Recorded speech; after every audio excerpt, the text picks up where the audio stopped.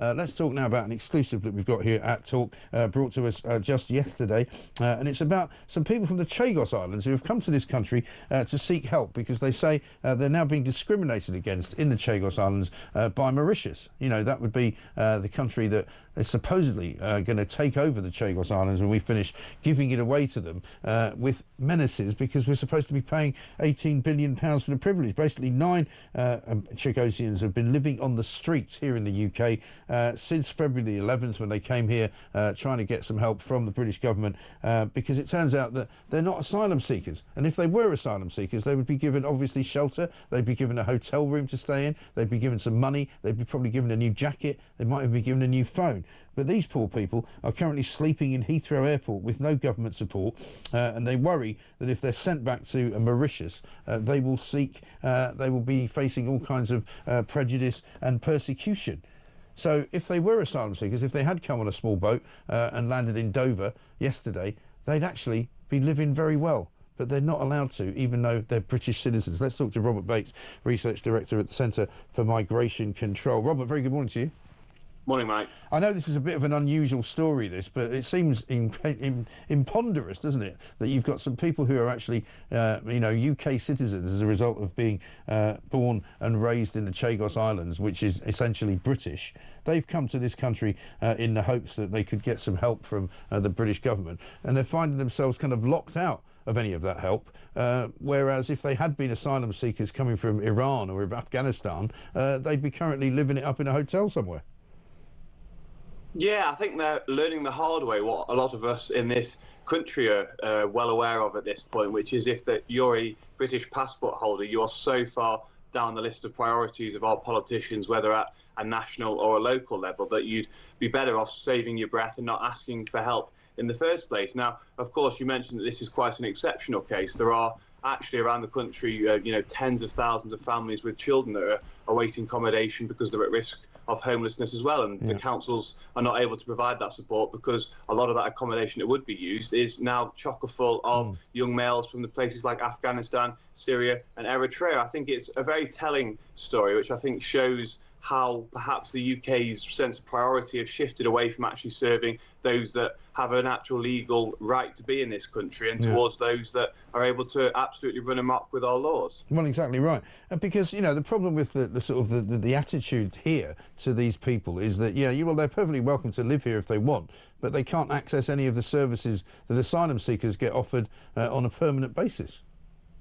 Yeah, that's absolutely right, because they don't quite pass the habitual residence test in the council area in which they're seeking that support. Now, that's clearly not a problem for those councils that are putting up thousands or hundreds of young men in their area. But I really think that the point is here that councils and national politicians have so far drifted from recognising what their actual job is, which is to serve those with a British passport, that now they don't seem to be recognising quite the obligations that we have to these people. Another question is, where are those left-wing charities that we're always seeing clamber over each other on the beaches of Calais, on the beaches of Kent, to support those people arriving illegally? Where are they offering support to these individuals as well? I think it's it just shows that this whole kind of industry that we've got in this country really isn't actually to serve the British people at all. It's to serve those that are coming in illegally and fighting this so-called human rights crusade that so many feel like they're doing. Yeah, I mean, it seems like they're being punished for having a British passport, these guys.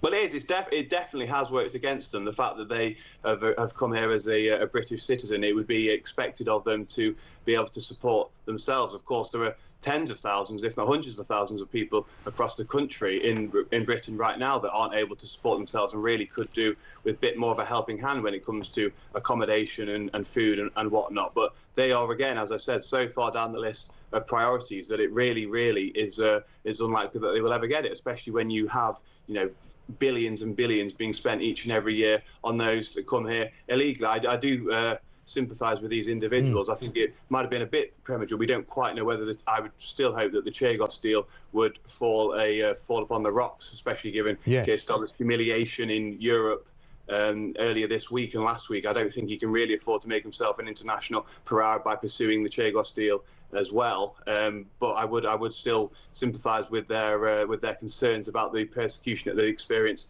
under Mauritius and China as well. But I would also add that, if you're worried about persecution from a totalitarian sort of communist government that hates Britain, you probably aren't in the best it's not the best idea to probably come to Britain at this point as well, given the Labour government and what they seem to be doing across the board. Well, exactly right.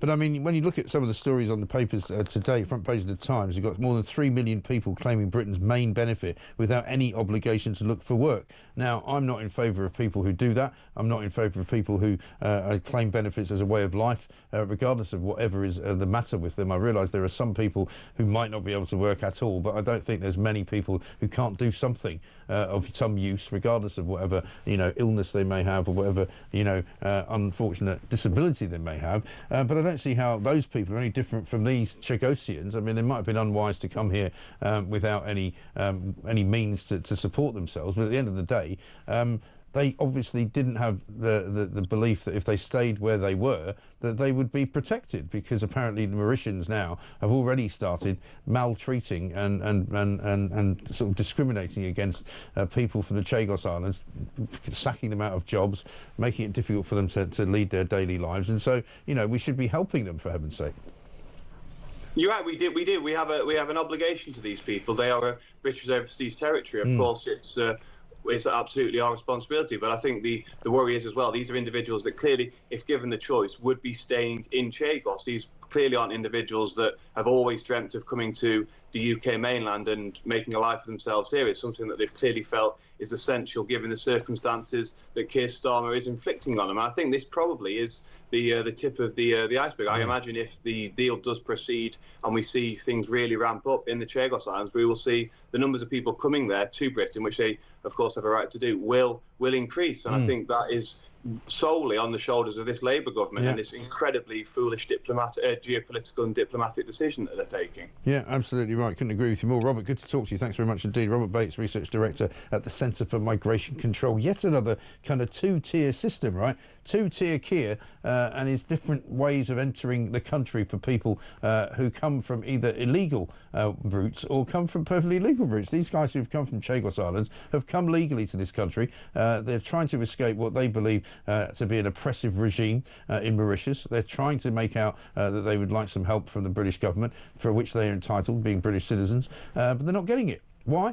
Because they're not foreign asylum seekers from strange lands abroad. Bizarre, isn't it?